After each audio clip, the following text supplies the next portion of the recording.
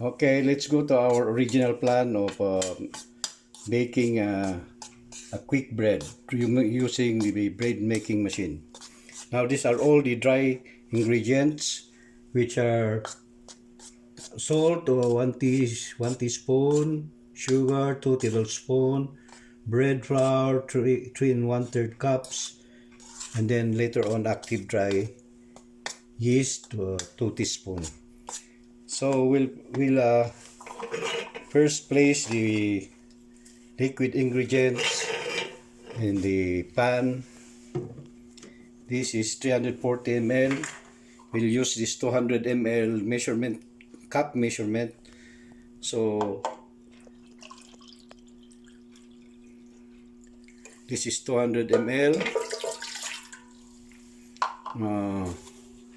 We'll make a total of 320, and then we'll put another 120. The indicator here is 120.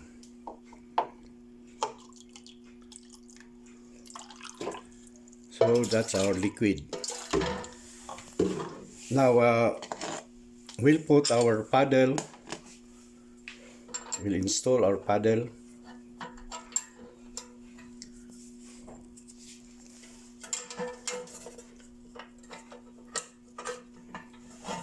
And then we'll put the oil, which is 2 teaspoons. In these measuring cups, this is the teaspoon, and the other one is tablespoon. So we'll measure 2 teaspoons and add it to the water, and then we'll add the dry ingredients.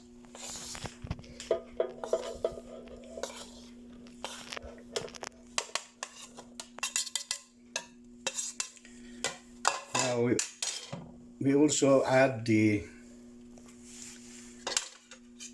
we'll arrange the flour, and then add yeast, active dry yeast, 2 teaspoons of active dry yeast.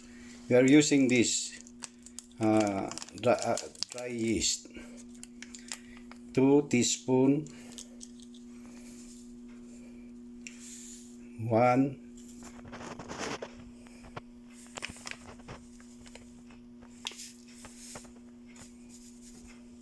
2,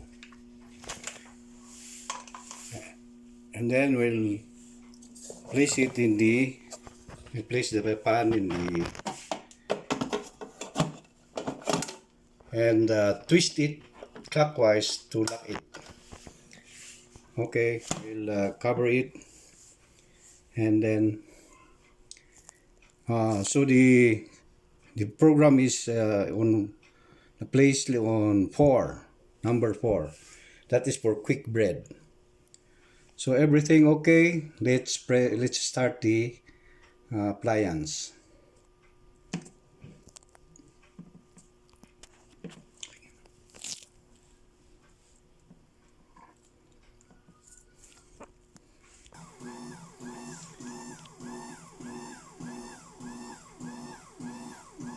The operation will undertake 1 hour and 40 minutes. Okay, till the next video where we will present to you the finished product. Thank you, and please subscribe, like, and make your comments.